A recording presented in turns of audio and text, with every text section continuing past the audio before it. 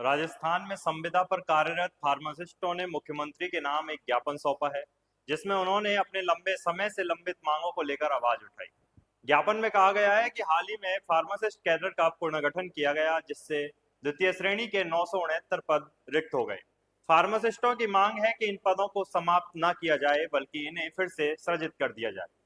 फार्मासिस्टों का कहना है कि 2023 की भर्ती पूर्ण हो चुकी है, फिर भी बड़ी संख्या में पद खाली।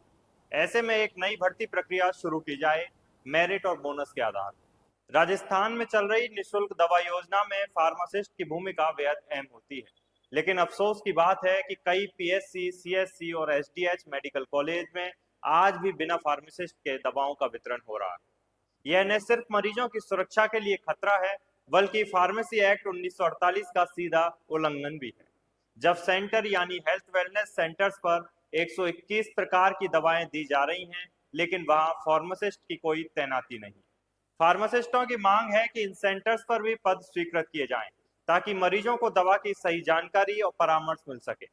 फार्मासिस्टों का सीधा निवेदन है कि नवीन पद सृजित किए जाएं और नई भर्ती केवल मेरिट और बोनस के आधार पर।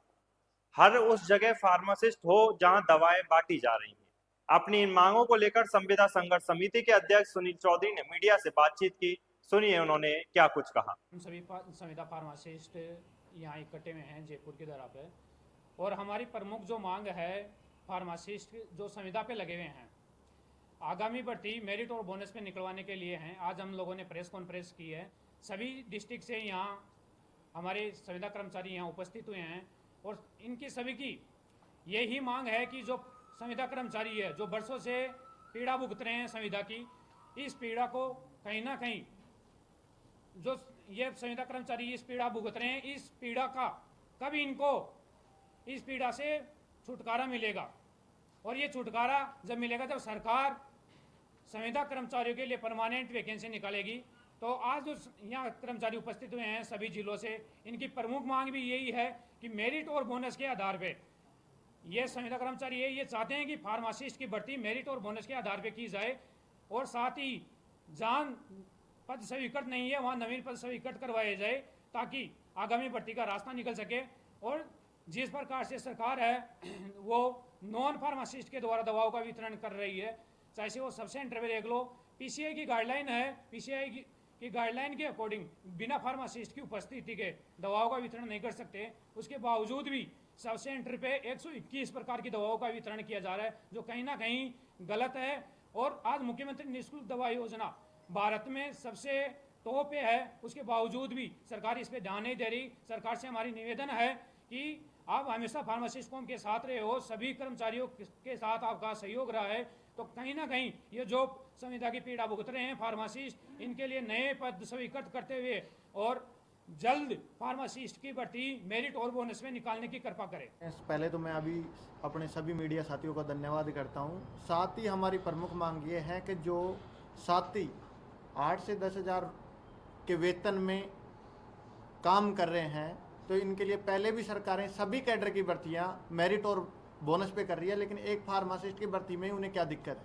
इन्हें भी सीधी भर्ती मेरिट और बोनस के आधार पर करनी चाहिए।